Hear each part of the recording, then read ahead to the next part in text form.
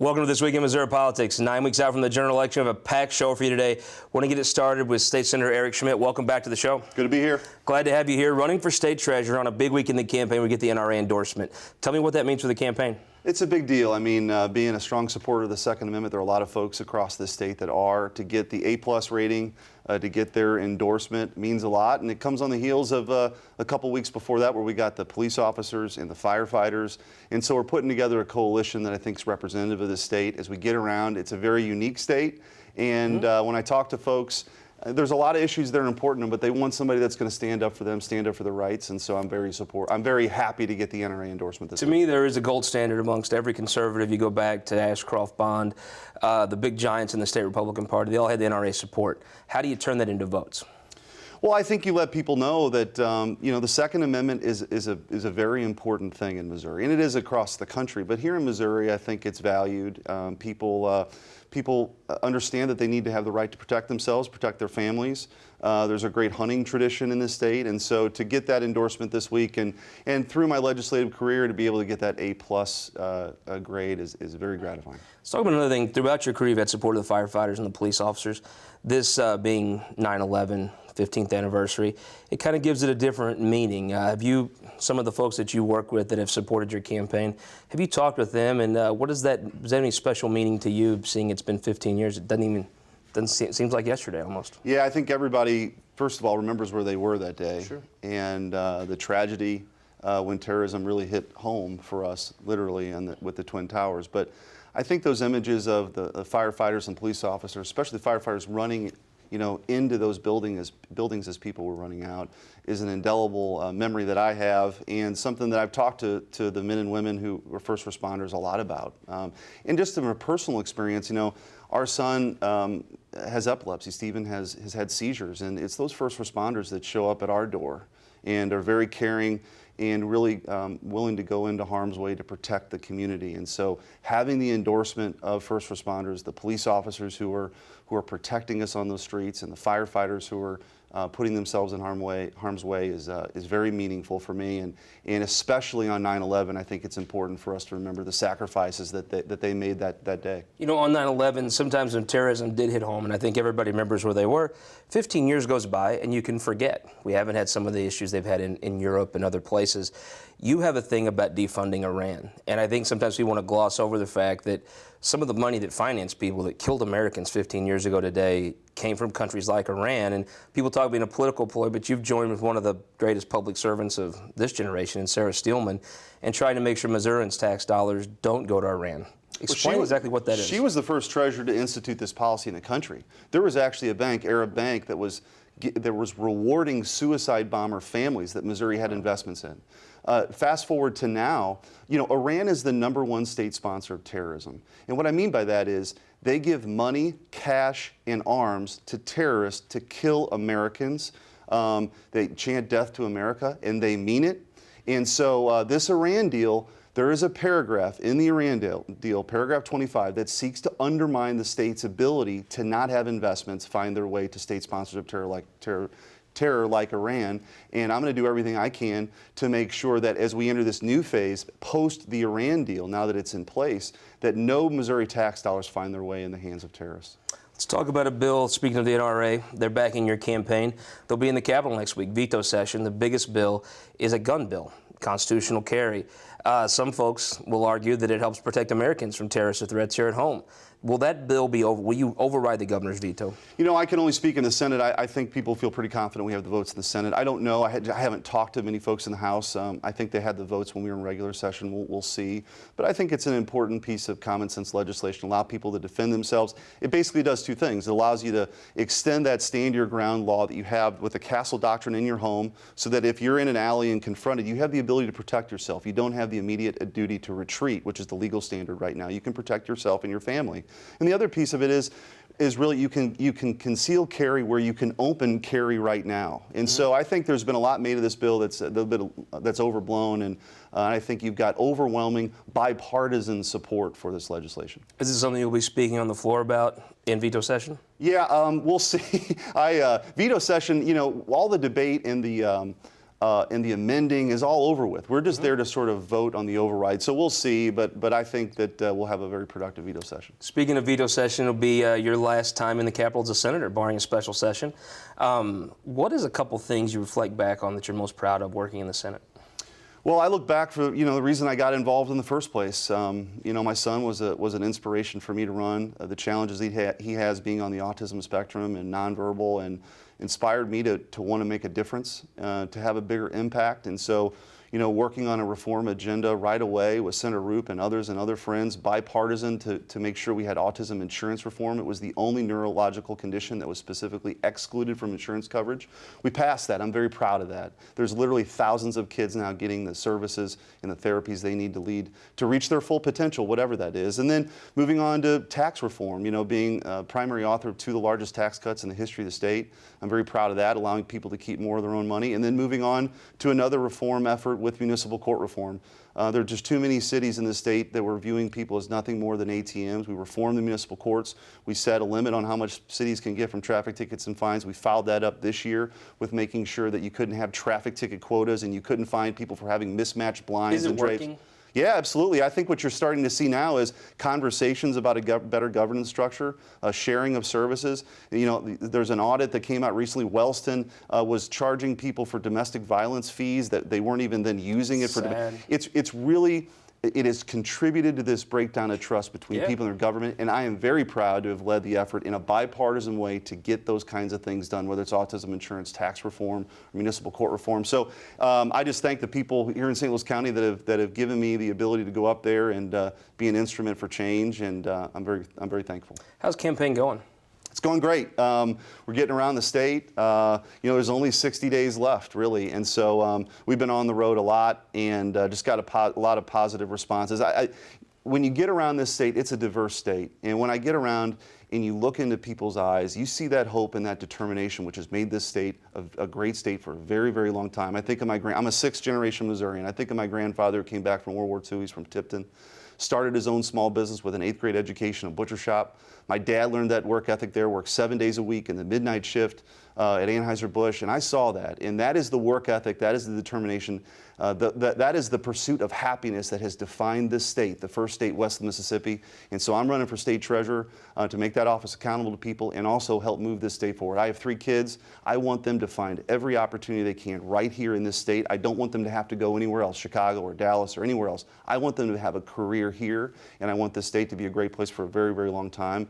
And I've been encouraged by the people that I talk to. I think if we have that kind of executive leadership in the state, sky's the limit. It looks to me like Donald Trump's a different kind of candidate for president.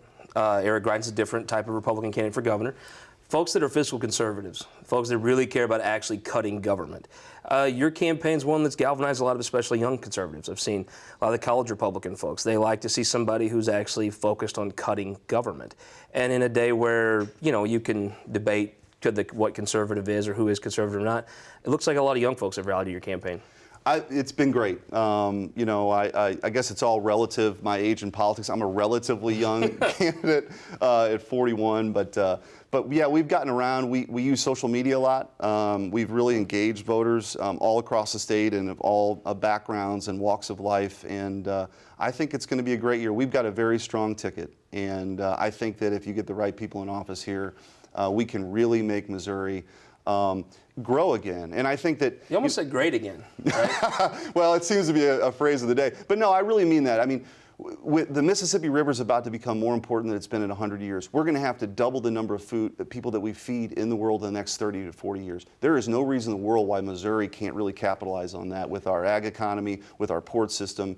There's a lot of opportunities for us, but you really need some vision. You need to work hard. You need to communicate that with voters. Be that happy warrior like Jack Kemp was to move our state forward, and I'm excited about the opportunity. Senator Schmitt, you're the first guest on This Week in Missouri Politics. Want to thank you for being on throughout your Senate career, and hope you'll be back to talk about politics in the next 60 days. Thanks. For this big election. Thanks for having me. We'll be right back with our Opinion Maker panel. Robert Nodell making his debut right after this, but we'll leave you with this week's leading Missouri economic indicators.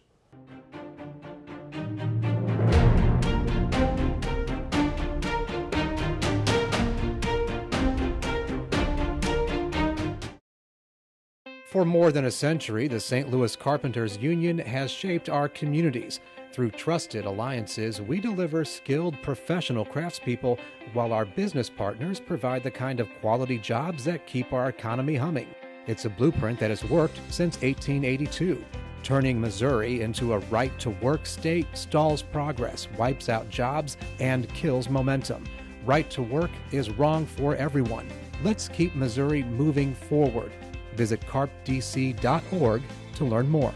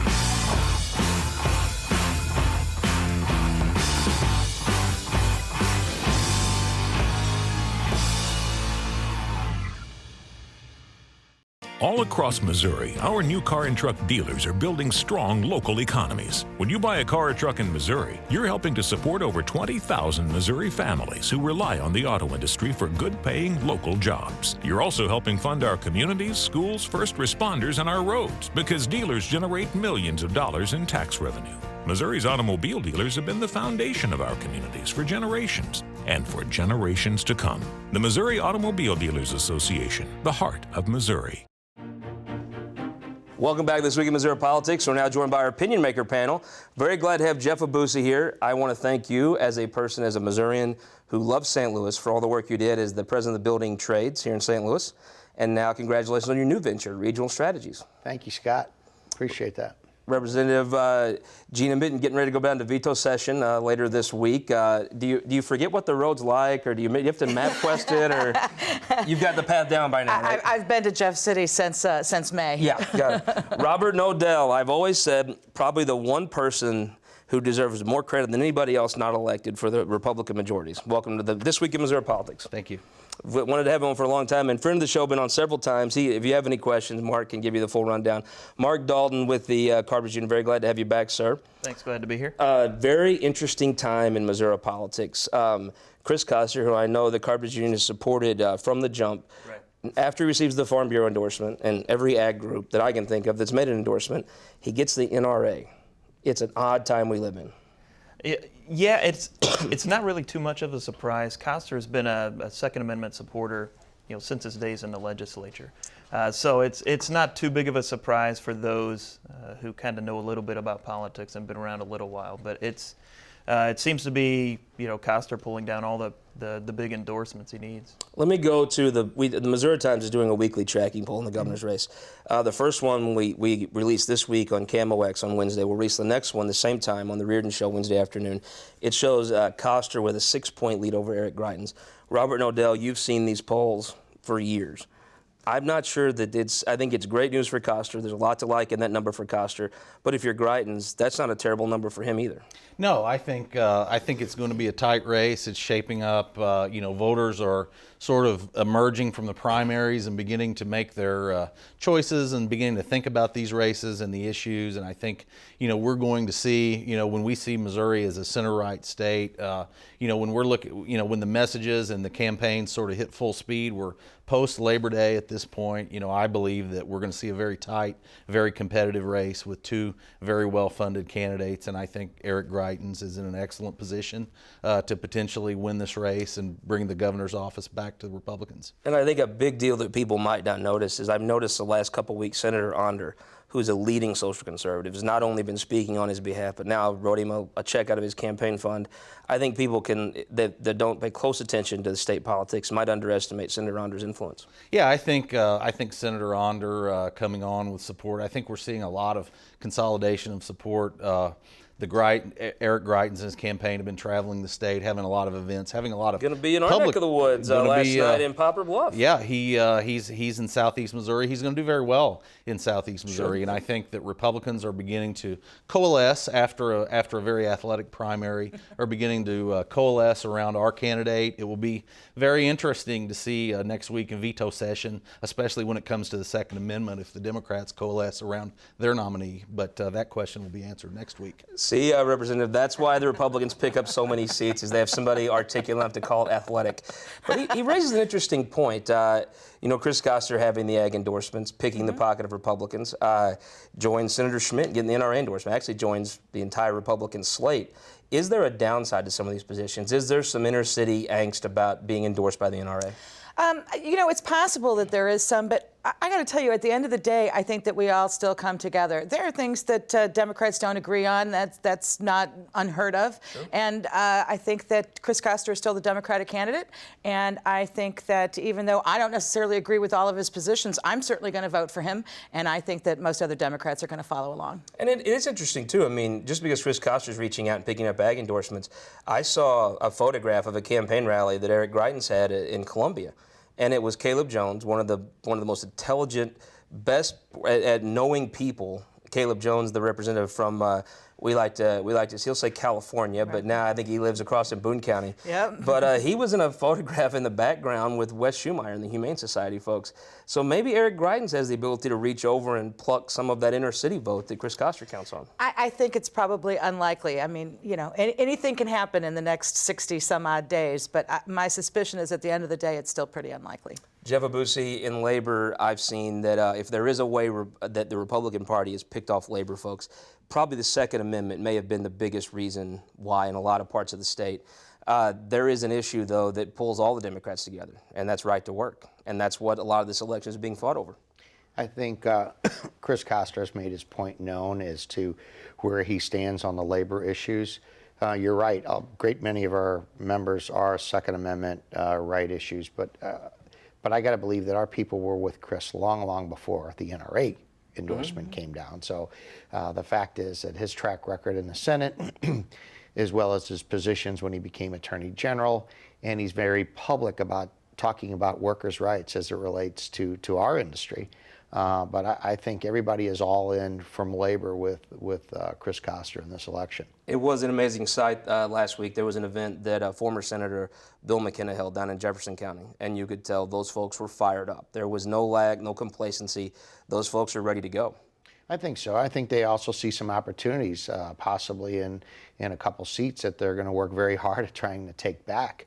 So I think that they are engaged. They saw the midterm elections not be very favorable to them due to voter turnout. But I think the excitement of this general election, whether it be Hillary Clinton, Chris Koster, I think you're going to see big record number of votes come out of Missouri. I think St. Louis City, St. Louis County, Jeff County, I think you're going to see the way it used to be. Robert Odell, I've always felt like you probably have the pulse of the Republican caucus better than anybody else in Jefferson City. I noticed that Mr. Abusi is not only well-dressed, he's well-spoken. He slid the Hillary Clinton thing in there right in the end.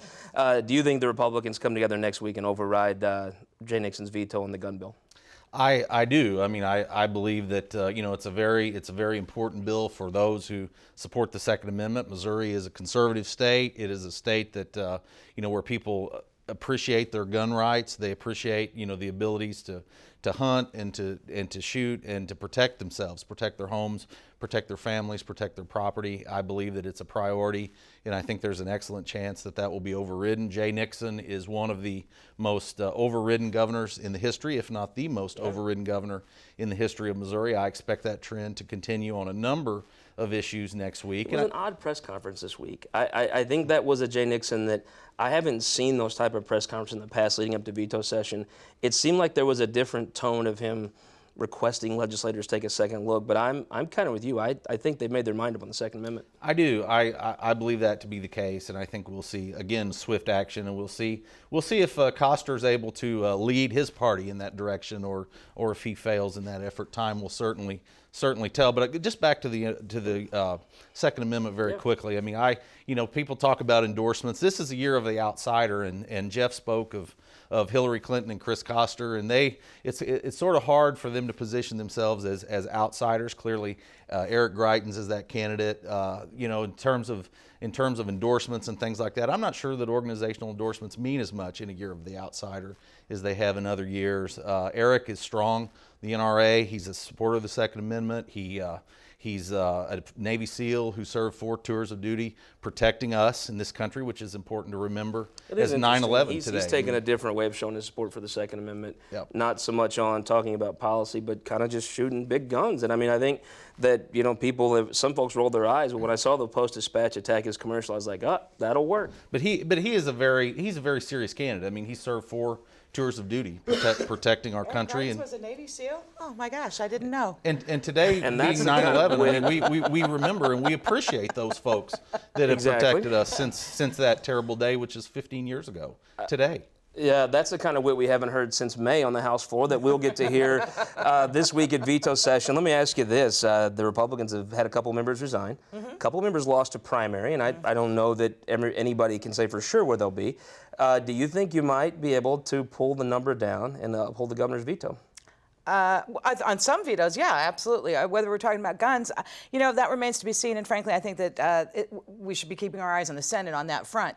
But I also think, look, there's been a survey that came out in the last couple of weeks that was done by Survey USA, which is rated A+ by 538, and that says that some 70 to 80% of Missourians want permits for concealed carry. So I think it behooves Republicans to take a look at that survey, take a look at the questions. You can spin it as partisan or not, but it's really not a partisan. It's not a partisan survey, and we'll see. Those votes could come back to haunt them in November. It will be partisan this week, and do you think when they take the vote in the House, it moves on? Probably in the House, yeah, I think that it probably will. But again, what I'm more interested in is what if those votes end up coming back to haunt some members in November, because even Republicans, Independents, Democrats, all of us, I mean, overwhelming majority of the Missourians want permits for concealed carry, and that bill is just too far. And we'll see if voters take that out. My Republican friends, and not elected officials, they are very upset about this bill. My Republican friends in South County and Jefferson County, across the state. If I have heard one thing during this interim about what's going on in Jeff City, it's been, what the heck are you guys thinking with this crazy gun bill that removes training for concealed carry? Jim Abuzi, I would bet that of her friends in Jefferson County that are in the Missouri House of Representatives, they vote in favor of it. They do, and I think you probably, if you look at labor as a whole, they're probably would probably want them to vote the same way. But I think you got to look at the underlying problem that gun violence in our major metropolitan areas has raised so much awareness in our metros that we have to look at these bills as being very detrimental to trying to curb that. So I think they all have some, and my good friend here, Gina, they all have tough decisions, and it's going to be very interesting to see the effect of those votes. I know how Gina's going to vote, but and I think that it's going to be interesting next week.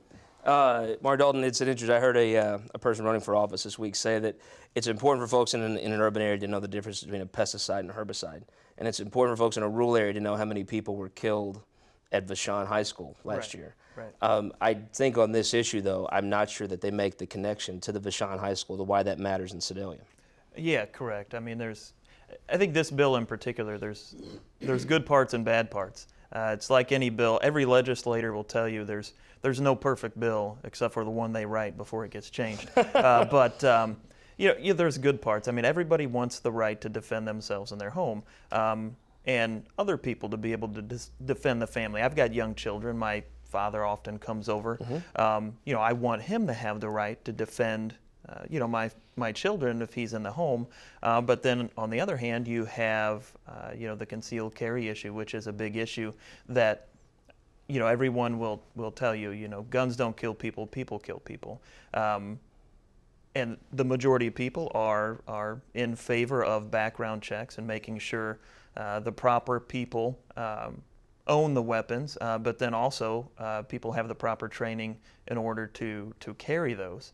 But then on the other hand, really, if you're allowed to own a gun, you have the constitutional right to carry, But not isn't concealed. there, I would say the likely outcome of this, though, is there's no more homicides in Dunklin County because of this. The- there may be there places where there already are, there may be more. I'm not sure that the criminals crime that rate goes up in outstate Missouri the because of this. criminals that have the felony records, that the criminals that aren't legally allowed to own the guns, if they're criminals, they're going to break the law. They're going to carry that gun no matter what. Quick It doesn't take, does slow this them get down. overridden this week? I think so, yes. Robert, does this get overridden? I believe so, yes. This will get overridden? Up to the Senate.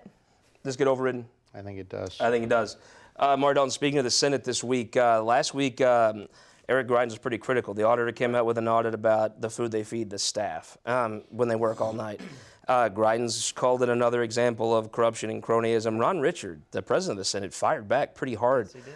I think it's another instance, kind of like with Trump and some Republicans, where, Ron's point was, learn what's going on here before you Well, spout I think off. that's as far as Greitens goes. We know he's a Navy SEAL, and we know that he's a He is. conservative outsider. Conservative outsider to me means is not knowledgeable of how things actually operate.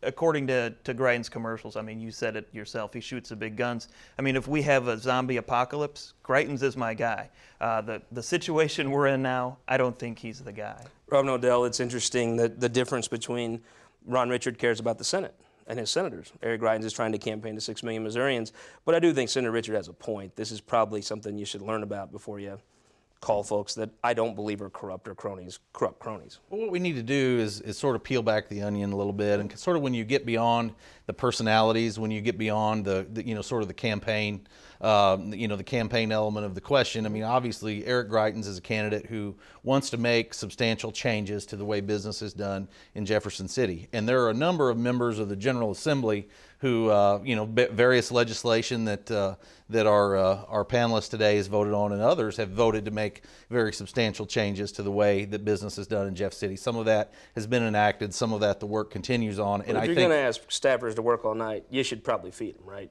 Well, the question is who should be paying for that? Should the taxpayers pay for that? Is the question. That's an issue to be debated, and I think if Eric Greitens is elected governor, he wants to make changes. I think a number of members of the General Assembly want to make changes, and I think they'll be able to come to the table, work together, and actually change the way business gets done. I look at polling all the time. 70% of the voters believe that the nation and the state is headed down the wrong track. So folks are clearly ready to make some changes in our state, and I think that if Eric Greitens is elected governor, I think he'll find members of the General Assembly more than willing to work with him on that.